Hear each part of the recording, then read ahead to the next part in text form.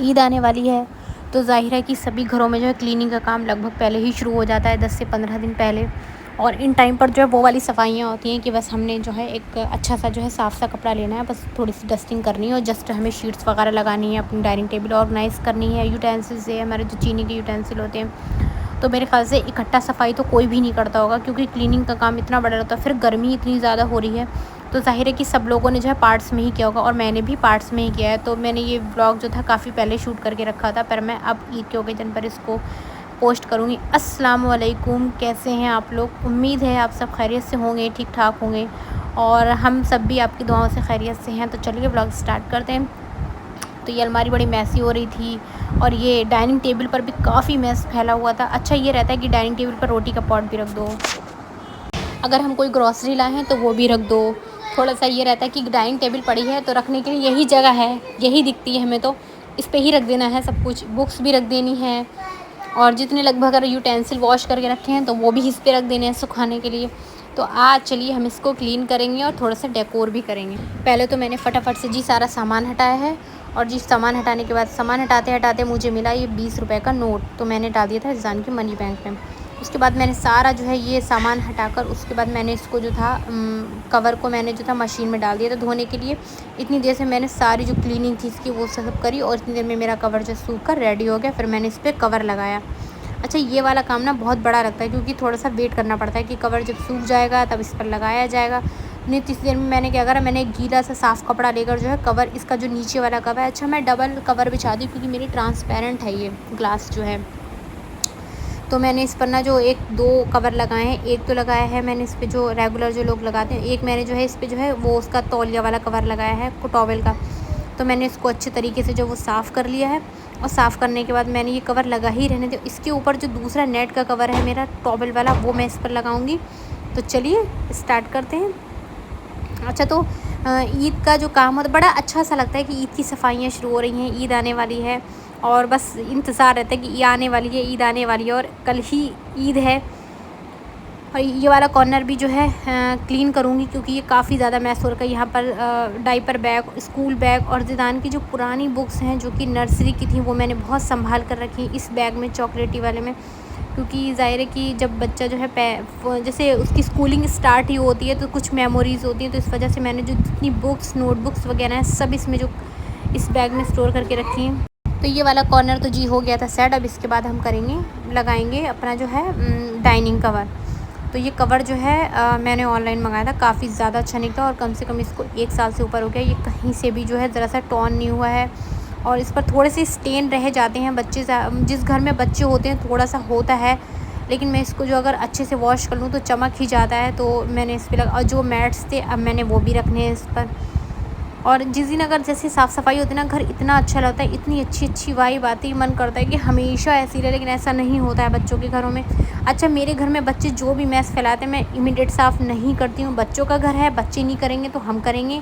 और मेरे ख्याल से मैंने काफ़ी घरों में ऐसा देखा है कि जहाँ बच्चों ने मैस करा बस वहाँ पर जो है सफाइयाँ होने लगी।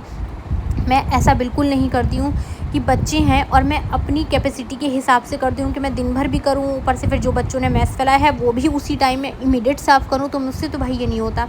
मैं कुछ टाइम बच्चों को खेलने के बाद उसके बाद मैं सारा क्लीन कर देती हूँ। तो यहाँ पर मैंने जो डाइनिंग का जो सामान हटाया था वो भी सब मैंने जो है 1 बाय 1 लगाना शुरू कर दिया, क्योंकि पॉट जो है वो रोटी का मैं डाइनिंग पर ही रखती हूँ। ये कुछ प्लेट्स वगैरह मैं लाई थी तो मैंने इनको जो है अभी अनबॉक्स नहीं किया है, और जो मेरे बाउल वगैरह रहते हैं वो भी मैं इस पर रखती हूँ। एस्टे वगैरह, मैट और बुक्स तो इस पर रखी ही जाती हैं। थोड़ा सा भी मेरे पास स्पेस कम है, इस वजह से मैं रख देती हूँ। और ये वाली अलमारी पर आ जाते हैं। इसको क्लीन करना तो मेरे लिए सिरदर्दी, 2 घंटे लगे हैं। लेकिन सोशल मीडिया प्लेटफॉर्म पर किसी का भी घर, किसी का भी किचन देखकर ये बिल्कुल अंदाज़ा ना लगाएं कि कितनी अच्छी वाइब आ रही है, कितना क्लीन है, कितनी परफेक्ट लाइफ है। तो ये बिल्कुल अंदाज़ा ना लगाएं, क्योंकि हो सकता है वो वीडियो जो है एडिटिंग से, फ़िल्टर से होकर गुजरी है, उसको शूट करने के लिए कितने रीटेक्स लिए गए हैं। तो यहाँ पर इस वाली अलमारी को क्लीन करते करते भाई साहब पसीने छूट गए थे, गर्मी बहुत ज़्यादा हो रही थी, फ़ैन चलाने पर भी इतना ज़्यादा भारी लग रहा था ये। अच्छा कपड़ों की फ़ोल्ड बनाना सबसे ज़्यादा भारी काम है। मैं सारे कपड़े प्रेस करके कभी नहीं रखती हूँ, क्यों, मुझे जब प्रेस करने होंगे मैं कर लूँगी, जब यूज़ में होंगे तो प्रेस कर ही लूँगी मैं। और मैंने इसको जो था यहाँ पर इसको भी क्लीन कर दिया। अब इसका फाइनल लुक देखिए, क्योंकि इसमें थोड़ी सी नीचे मैंने ग्रॉसरी भी रख रखी है। किचन के ऑर्गेनाइज़र मेरे फुल हो चुके थे। इस अलमारी को क्लीन करने के बाद मैं पहुँच गई थी किचन में। तो ये देखिए ये अलमारी कितनी प्यारी लग रही है। थोड़े दिन के बाद ये अलमारी फिर से दोबारा से ही वैसी होने वाली है। तो खैर चलिए हम चलते हैं किचन में। अब किचन का जो फैलावा है हम ये समेटना है। तो मैंने सारी ग्रॉसरी इस ऑर्गेनाइज़र में सेट करी है। मसाले मैंने मेरे पास ऑर्गेनाइज़र नहीं था, मैं लाने वाली हूँ ऑर्गेनाइज़र, क्योंकि मुझे बहुत ज़्यादा परेशानी हो रही है इस तरह से। क्योंकि ऑर्गेनाइज़र से ये रहता है, बस आपको ऑर्गेनाइज़र उठाना है, उसमें से चीज़ निकालनी है और फिर ऑर्गेनाइज़र को रख देना है। तो कुछ ग्रॉसरी जो थी वो रह गई थी, तो मैंने वो काउंटर पर ही रखी थी, तो मुझे वो कंटेनर्स में करनी थी। और मैंने कंटेनर्स को अच्छी तरीके से ऊपर से साफ, इसमें मैं यहाँ पे कर रही थी बेसन। अच्छा, रोज़ हम जो है टाल देते हैं कि हम कल करेंगे, परसों करेंगे, लेकिन वो ही काम बढ़ा कर हम एक दिन कर ही लेते हैं, लेकिन बहुत ज़्यादा फैला कर, बहुत ज़्यादा जब बढ़ा लेते हैं काम को तभी करते हैं। अच्छा, ये वाली ग्रॉसरी मैं काफ़ी दिन से लाई हुई थी, मैंने इनको अलमारी में रख रखी कि मैं आज करूँगी, कल करूँगी, लेकिन मुझे करना ही थी क्योंकि क्लीन तो करना ही था। क्योंकि जब थोड़ा सा मैस फैला हो ना, तो बिल्कुल मेंटल पीस खो ही जाती है कि भाई साहब ये अकेले कैसे होगा, कितने टाइम में होगा। और गर्मी ऊपर से बहुत हो रखी है, और फिर बच्चे जो हैं छोटा सा काम भी वो बड़ा कर देते हैं। कभी वो ये लेकर भाग जाते हैं, कभी वो लेकर भाग जाते हैं, बच्चों के पीछे दौड़ो। अभी क्योंकि हमें करना था बड़े वाले कंटेनर में चीनी, क्योंकि मेरी चीनी जो थी वो जिस कंटेनर में मैं स्टोर करती हूँ उसमें भी ख़त्म हो चुकी थी लगभग। तो अच्छा, बाद में क्लीन होने के बाद इतना ज़्यादा सुकून लगा था कसम से, तो मतलब इससे अच्छी फीलिंग कोई हो ही नहीं सकती, इससे अच्छी वाइब आ ही नहीं सकती कि आपका किचन भी क्लीन हो, अलमारियाँ भी क्लीन हो, जस्ट डाइनिंग टेबल भी क्लीन हो। ये रहता है कि बेड तो हमें रोज़ ही बनाना है, सोकर जब उठते बेड तो हम रोज़ ही बनाते हैं। और यहाँ पर जी हो गया था मेरा मैस बिल्कुल क्लीन। और देखिए कितना अच्छा लग रहा था जब मैंने इसको काउंटर पे साफ़ करने का टर्न आया, मुझे इतना ज़्यादा सुकून मिल रहा था, आप यकीन मानिए कि मतलब दुनिया का सबसे ज़्यादा सुकून इसमें ही है। अच्छा, सफाइयाँ करके अगर सोने भी बैठ जाओ ना, अगर आप नहीं भी सो रहे हो और जस्ट आप लेटे हुए आराम ही कर रहे हो, तो भी अच्छा लगता है कि सब कुछ क्लीन है। बस जाकर हमें बस कुकिंग करनी है। तो जी ये जो था रात का मुझे बच गया था 10 से 11 ये वाली क्लीनिंग करते हुए, क्योंकि बाकी सारे काम मैंने दिन में ही निपटाए थे। अच्छा, तो ये वाले जो ऑयल के डिस्पेंसर्स हैं ये मैंने ऑनलाइन मंगाए थे। मुझे स्क्रीन पर देखने पे तो काफ़ी अच्छे लगे थे, तब आने के बाद भी मुझे अच्छे लगे हैं, पर इसमें ना प्रोडक्ट बहुत ज़्यादा कम आता है। और ज़ाहिर है कि कुकिंग तो रोज़ ही होती है, थोड़ा थोड़ा सा ऑयल जो है वो मतलब खर्च होता ही रहता है।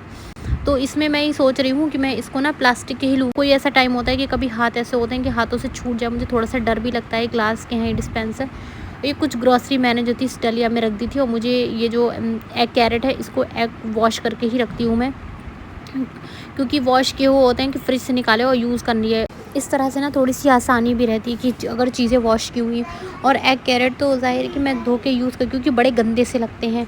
और ये मशीन में जी लगा दिए थे। उसी टाइम मैंने रात में कपड़े, इसमें कुछ चीज़ें, सोफ़ा कवर भी थे और इसमें कुछ कपड़े भी थे बच्चों के छोटे छोटे से। और उसके बाद मैंने जितने भी कपड़े थे, किचन क्लोथ्स जितने भी थे, सारे वॉश करके मैंने अच्छे से गर्म पानी से कर दिए थे। और ये है जी दूसरे दिन की क्लिप। तो बेडशीट तो मैं हर 2 दिन के बाद ज़रूर चेंज करती हूँ। और बच्चों के घरों में तो मेरे ख्याल से सभी घरों में होता है, क्योंकि बच्चे जो हैं कभी दूध फेंक देते हैं उस पर, तो कभी चाय फेंक देते हैं, और स्टेन तो अलग अलग ही पड़ जाते हैं। अच्छा, जिस वक्त अगर बच्चे कुछ भी अगर फेंक रहे हैं और उसी टाइम मैंने अगर वॉश नहीं करी सादे पानी से भी, तो इस पर स्टेन पड़ना पक्का है। और मुझे स्टेन वाली चादरें बिल्कुल पसंद नहीं है। तो यहाँ पर मैंने पिलो कवर भी लगा दिए थे। और ये वाली बेडशीट जो इलास्टिक वाली है मैंने ऑनलाइन मंगाई थी, तो काफ़ी ज़्यादा अच्छी निकली। और क्लीन करने के बाद मैं ये जस्ट ले रही थी ये वाला व्यू, तो मुझे थोड़ा सा अच्छा लग रहा था कि रूम भी क्लीन हो गया और किचन भी क्लीन है। और उसके बाद जैसे ये कपड़े जो वॉश करने के लिए डाले थे, ये कपड़े भी वॉश हो चुके हैं। तो मैं एक बार आपको दिखा, और मशीन इतनी ज़्यादा अच्छी चल रही है, बहुत ज़्यादा स्मूथ चल रही है, कपड़े भी बहुत क्लीन करके दे रही है। क्योंकि पहले कपड़े भी बहुत ज़्यादा क्लीन नहीं हो रहे थे, क्योंकि इसका सेंसर ख़राब था। और इसमें जो ब्रश होता है वो भी काफ़ी ज़्यादा गंदा था। और ये है दोपहर का टाइम, उसके बाद मैंने बनाने थे दाल चावल। अच्छा, मुझे गर्मियों में सबसे ज़्यादा ना अरहर की दाल चावल बहुत ज़्यादा अच्छे लगते हैं। अच्छा, दाल चावल किस किस का फेवरेट है कमेंट बॉक्स में ज़रूर बताइएगा। और आप लोग मेरा ब्लॉग कहाँ से देखते हैं ये भी बताइएगा। तो जी यहाँ बनने रख दी थी दाल, और साइड में बनने रखे थे मैंने चावल। तो चावल और दाल दोनों चीज़ें हमारी रेडी हो गई हैं। उसके बाद भूख बड़ी तेज़ की लग रही थी, क्योंकि ज़ाहिर मेहनत करके भूख बड़ी अच्छी लगती है। निकाल लिए थे दाल चावल, इसमें डाला था मैंने थोड़ा सा मिर्च का अचार, जो कि रेडीमेड है, मैंने नहीं बनाया है। आज का व्लॉग करते हैं यहीं पर एंड। ब्लॉग ज़रा भी अच्छा लगे लाइक भी कर लीजिएगा, शेयर भी कर लीजिएगा फैमिली और फ्रेंड्स में। चैनल पर नए हैं तो सब्सक्राइब कर लीजिएगा। मिलते हैं एक नए ब्लॉग में, तब तक के लिए अल्लाह हाफिज़। दुआ में याद रखिएगा।